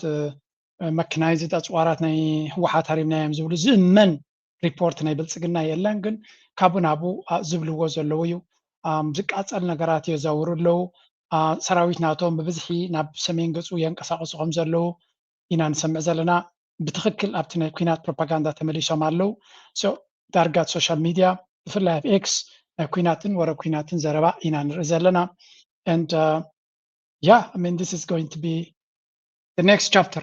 ዝቕፅል ኩነታት ናይ ቀርኒ ኣፍሪካ ከምዛ ንሪኣ ዘለና ኩናትን ወረ ኩናትን ከም ብሓድሽ ተመሊሱ ኣሎ ናይ ሱዳን ከይከውን ናይ ኣምሓራ ከይኣክል ሕጂ ድማ ብልፅግና ኩናት ዘይምነዎ ብልፅግና ተወሳኺ ኩናት ኣብቲ ቦታ ኣምፅኡ ኣሎ ተጋሩ ድማ ሓንሳብን ሓዋሩን ጉዳይ ናቶም ሕጂ እያ መወዳእታ ክትርኢ ተጋሩ ነዚ ሕጂ መፅዎም ዘሎ ኣነ ከም ዝብሎ እታ ዝሓለፈት ኩናት በዛ መንፅር ናይዛ ሕጂ ዝገብርዋ ዘሎ ተጋሩ ክትሪኦ ከለካ እታ ሓንቲ ተደሊ ኩናት ኣይነበረትን ኤንድ ጎል ናታ ንፁር ዘይኮነ መወዳእታ ዕላማ ናታ ዘይተፈልጠ እዩ ነይሩ ራይት ናው ትግራይ ዳርጋ ቅቡል ዝኾነ ምክንያት ኣለዎም ነዚ መፅዎም ዘሎ ብድሆ ንክገጥምዎ ግን ምግጣም ጥራይ ኣይኮነን ኤንድ ጎል ናቶም ከንታይ እዩ ምናልባት ክገልፅዎ ከቢድ ስለ ዝኾነ እምበር ኣብዚ እዋን እዚ ምስ ብልፅግና ሓደውነት ብልፅግና ኣሌኻ ሜቢ ናትካ ውሕስነት ከተረጋግፀሉ ትኽእል ተደየለ ግን ንትግራይ ናብ ሃገር ገፅካ ምውሳድ ድዩ ወላ I don't know ወላ autonomous region ንምግባር ድዩ whatever it is ዝበለፀ ግዜ ሕጂ ግን እቲ ጉዳይ ምስ ትግራይ ጥራይ ዝውዳእ እውን ኣይኮነን ምስ ብልፅግና ጥራይ ዝውዳእ እውን ኣይኮነን ውሽጣዊ ኩነታት ናይ ኢትዮጵያ ምስቲ ኣብ ጉዳይ ናይ ወልቃይትን ካልእን ኣብ ግምት ኢኻ ብዙሕ ነገራት ክህልዎ ዝኽእል እዩ ስለዚ እቲ ፋኖ እውን ብመጠነ ሰፊሕ ዓቕሚ ሒዙ ተበጊሱ ስለ ዘሎ ብቐሊሉ ክረአ ዝኽእል ጉዳይ ኣይኮነን ነዚ ኩነታት እዚ ህዝቢ ኣምሓራ ብኸመይ ይሪኦ ኣሎ እንድሕር ኢልኩም ናይ መወዳእታ ኩናት ይመፅእ ከም ዘሎ ንሳቶም እውን ተረዲቦም ኣሎ ኣብዚ ቀረባ ግዜ ከም ዝፍለጥ ናይ ሕርሙዝ ምዕፃው ኣብቲ ናይ ዓለም ኢኮኖሚ ዝፈጠሮ ፀቕጢ ከም ዘለዎ ኮይኑ ኣብዚ ቀረባ ግዜ ከዓ ናይ ሑቲ መጥቃዕቲ ኣብ ናይ ስዑድያ መራኽብ ኣጋጢሙ ምዝን ከምዝን ኩነታት ወደብ ዓሰብ ኣብ ጥቕሚ ክውዕል ኣሜሪካ ነዚ ስርዓት ተገድዶ ዶ ትብል ብኸመይ ከ ከተገድዶ ትኽእል ምግዳድ ኣይኮነን እቲ ነገር ብሩህ እምበር ሓደ እቲ ኩነታት ኣብ ጅቡቲ ተፈጢሩ ዘሎ ዳርጋ እስማዒል ግለ ፕሬዚደንት ዳርጋ ብሰንኪ ናይ ሕማም ዳርጋ ወፃኢ ካብቲ ስልጣን ኣሎ ማለት እዩ ዝበሃል ቀንዲ ዝካየዶ ነቲ መንግስቲ ሰበይቱ እያ ስለዚ ሰትል ኣይኮነም ኩነታት ናይ ጅቡቲ ከምኡውን ምህላው ናይ ቻይና ምህላው ናይ ካልኦት ኣብቲ ቦታቲ ዳርጋ ከምዚ ዕንቅፋት ንኣሜሪካ ዝኾነ ኮይኑ ስማዕ ወላ ዝረኣይ ስለዚ ኣሜሪካ ሓደ ካብቲ ኣጀንዳ ናቶም ምግዓዝ ንዓሰብ እዩ ግን እቲ ዝገርም ንሶም ምግዓዝ ንዓሰብ ኣብ ትሕቲ ምምሕዳር መንግስቲ ኤርትራ ክኸውን ኣይግብኦን ባህልቲ እዮም ንሶም ቁሩባት ንክጥቀመሉ ንዓሰብ ከም ቤዝ ገለ መሰረታዊ ፍታሕ ክግበር ኣለዎ ንኢትዮጵያ ባህልቲ እዮም እዚ እቲ መርገፂ ብዝረበሉ ወይ ዝፅሓፍ ብዛዕባኡ መንግስቲ ኤርትራስ ሲያሳ ከመይ ማለት እዩ ሕጂ ገለ ኣፍ ደገ መሃብ ንኢትዮጵያ ስለዚ ኣፍ ደገ መሃብ ስቲል ንኢትዮጵያ ኣፍ ደገ ሂብካስ ዓሰብ ኣብ ትሕቲ መንግስቲ ኤርትራ እያ ክትከውን ብኸመይ እዮም እሞን እያ ትኡ ንህደይ ደገምሲ ተፈንጭላስ ሓንቲ ኣካል ናይ ኢትዮጵያ ንክትከውን ትቐንዲ ዕላማ ምክንያቱ መንግስቲ ኤርትራ ባዕላ ንመንግስቲ ኣሜሪካስ ኣቕሪባትሎም ነራ እማመ ክትጥቀምሉ ነቲ ናፃ ኮይኖም ክትጥቀምሉ ሎም ኣብዮም ንሶም እዚ እዩ ዝበሃል ክፀሓፍ ስጋብ ኢትዮጵያ ኣብዮም ኣሜሪካ ኣብዮም ኣሜሪካ ኣብዮም ካብ ኢትዮጵያ እዮም ክጥቀሙ ዝደልዩ እምበር ካብ ትሪእዎ ዘለኹም ተከታታይ ቀይስ እዩ ዝዛረብ ዘሎ ሓንቲ ነገር ግን ትበርሃልካ ኣብዚ ብዙሕ ግዜ ኣብ ደንቢ ተቃውሞ ኩሉ ግዜ ትዊስት ዘረባ እንዲካ ትሰምዕ መንግስቲ ኤርትራ ክዘራረብ ከም ዘይደሊ ምስ ኣሜሪካ ወይ እውን ዝኾነ ይኹን ምርድዳእ ክገብር ከም ዘይደሊ እዩ ዝንገር ግን ኤርትራ ብትክክለኛ መንገዲ ልኡላውነታ ከየሕለፈት ወደብ ዓሰብ ንዝደልይዎ ጥቕሚ ናይ ኣሜሪካ ፀገም ዘለዎም ከም ዘይኮኑ እዩ ዝነግር እንትኾነ እቲ ኣሜሪካ ወደብ ዓሰብ ትደልየሉ መንገዲ ግን በዚ ናይ ብልፅግና የባህር በር እናተባህለ ንጎም ሸት እንትዝረበሉ ብኡ መልክዕ እዩ ካብ ኤርትራ ወፂኡ ኣካል ናይ ኢትዮጵያ ክኾነሉ ዝኽእል መንገዲ ወይ ካልእ ዓይነት ንግዚኡ ካልእ መሽክዕ ጌርካ ንሓዋሩ ግን ናብ ኢትዮጵያ ወይ ናይ ካልኦት ሓይልታት ከተሰጋግረሉ ትኽእል መንገዲ ብኡ መልክዕ እዮም ዝነግርዎ እጂ ተስፋ ስለ ዝቆረፁ እዮም ምናልባት ናብ ኤርትራ ገፆም ፅግዕግዕ ዝብሉ ዘለዉ ዝብል ዘረባ ኣለዎ ነዛ ሕጂ ምስ ኤርትራ ትግበር ዘላ ዝምድና እውን ካልእ ጣቋ ካልእ ምክንያት እዮም ዝፈጥሩላ ዘለዉ ሓንቲ ፅሕፍቲ ወፂኣ ኣላ ለንቀና ሓደ ካብ ፀረ ኤርትራ ንፀረ ኤርትራ ንክኸውን ዝተጠመቐ ካብቶም ኣለዉ እንዲኦም ዞም ቲንክ ታንክስ ዝበሃሉ ናይ ኣሜሪካ ኣንፃር ኤርትራ ምዃን ብራንድ ናቱ ገይሩ ዝወሰዶ ንሱ ዝበሎ ካኸርየኩም እያ ኣብዚ ማይክል ሩበን ዝበሃል እንታይ ዝብል ዘሎ any US bet on Eritrea is a losing bet ዝኾነ ይኹን ምስ ኤርትራ ዝግበር ሽርክነት ክሳራይ ንኣሜሪካ እዩ ዝብል ዘሎ እዚ ጉዳይ ናይ ቱርክን ኣርሜንያን ኣዘርቤጃንን ብቡታት እንዲሁ ተቐንዲ ኣጀንዳ ናቱ ግን ካብ ግዜ ናብ ግዜ ድማ ኣብዚ ናይ ኤርትራ ጨምሎቕሎቕ ምባል ፓሽን ኣለዎ ወን ኣለዎ ስለዚ ነዚ መሳት ብሎስ ዝገበሮ ከቢድ ዝኾነ ክሪቲክስ እዮም ዝፈጥሩሉ ዘለዉ ከም ትሪእዎ ዘለኹም እሱ ድማ እንታይ ክብሉ ጀሚሮም ዘለዉ ኣብዚ ስምዕዎ US envoy ብሎስ has raised eyebrows throughout the region because of his confusing strategic logic እጂ ምስ ኤርትራ ሽርክነት ክገብር ይፍትን ስለ ዘሎ ነዚኣ ከም ሕሱም እዮም ዝነቕፍዋ ዘለዉ እንታይ ዓይነት ነቐፌታ የምፅኡ ኣለዉ controversial Eritrea policy, a US proposal to lift sanctions on Eritrea draws concern due to its dictatorship and ties to Iran. Alleged conflict of interest. Blosses sudden embrace of Eritrea over stable partners like Somaliland spark speculation of personal motives. Commercial suspicions. Regional observers question whether private stakes in Eritrean gold mines are improperly shaping U.S. foreign policy. Eritrean American Eritrean خيجبرا معات جحيلان تنقلنيان كم زلوا بزي خطفلت. أنت هم زبلوا زلوا إسكي Somaliland خجبروا زجبوا قديفو كم يجرم سيرترا ديل كجبري فتنا له من البعض من كسيرترا نمسات بلوسي ناي وركي أبتنا وركي معدنا زلوا بقولوا نابو إنفس خجبر عدل يبون وصلوا زلوين بوليسنا أمريكا تقيموا مسيرترا زمدناك فترة فتن زلوا زبلوا زربا سمعوا anything مسيرترا خجبر صبغ زمدنا نوعنا مسياق معاد جنزب يدفسس كل جزء سلزي again تمسات بلوس بتتجاجامي عبتو زباز زلوا سلام ركعتن إيرترا حس كمخانو إيرترا ما قد داسيت بارتنر يا يزبل زلوا أتنا بلسقنا كمونا إماراتنا إسرائيل ميدياتات مسؤوم زتها عزقن نزق قدام سيرترا زكبر زلوا مفشال كل زكالهم عين البروباغندا كانوا زحين عن رجالنا زيون أستوعب الكاكرو زلوا كنتاتيو هناتو إيرتران خيط عما قدامنا إيرتران قدميت كيمتز عنك أفتب زحاتيو إيرتران مس أمريكا شركة نغي تقبر نيرتران أقام تراي كم زي كونه كرداكم بحب شاك كم زازو لكم كل نجر أستوعبنا كنريلو سلزلنا حنت كابير تراد وزت ከተማ አስመራ ዘጋጠመ ማይራን ረዘለና መቸም ለንዘበን ክራማት ደንጉዩ ከተማታት ናይ ኤርትራ ሩይ ዝኾነ ናይ ማይ ፀገም ኣጋጢሙ ከም ዝነበረን ብሓቂ ኩነታት ናይ ማይሲ ኤርትራ ኩሉ ግዜ ከም ንፈልጣ ናይ ማይ ኣባጅጎ ኣገዳሲ ኣብ ኤርትራ ናይ ኣባጅጎ ማይ ድማ ኣዝዩ ኣገዳሲ እዩ ክሳብ ሕጂ ወላ እኳ ብዙሕ ዲጋታትን ሓፅብታትን ተተሰሪሑ ከምቲ ዝድለ connected ኮይኑ ስለዘይለወላ እቲ ሓፅብታትን ዲጋታትን እውን ማይ የድልዮ ስለዝኾነ ወላ እኳ እቲ ከተማ ነቲ ዝወረዶ ማይ ቁሩብ ለላዓቕሙ ኮይኑዎ እንተሎ ንርኢ እንተለና ማይ ብምምፅኡ ግን ብዙሕ ሰብ ተሓጒሱ እዩ ናይ ብሓቂ ኣብ ኣሻቓሊ ደረጃ በፂሑ ከም ዝነበረ እቲ ኩነታት ሕጂ ዳርጋ ቀፃሊ ማይ ይሃርብ ምህላው ድማ ተስፋ ዝህብ ደረጃ በፂሕና ከም ዘለና እዩ ዝንገር ዘሎ again ማይ ሂወት እዩ ንኤርትራ ድማ ድርብ ሂወት እዩ ማይ ጥራይ ዘይኮነ ሕርሻናትና እውን ማይ ኣብ ናይ ኣባጅጎ ማይ ዝምርኮስ እዩ መብዛሕትኡ ሓረስታይ ስለዚ ኣባጅጎ ባዕሉ ይጠምተና ነዛ ዓድና ክሳብ ዝኾነ ዝኸውን እንተወሓደ ናይ ነዳድን ናይ ካልእን ፀገም ኣሎ እናበልና ናይ ማይ ከይውስኸሉ ተስፋ ንገብር ኣምላኽ ነዚ ክረማት ወላ እኳ ደንጉዩ እንተሎ ከም ገለ ገይሩ መላሊኡ ነቲ ድራር ዕለቱ ካብ ግራቱ ዝፅበ ህዝብና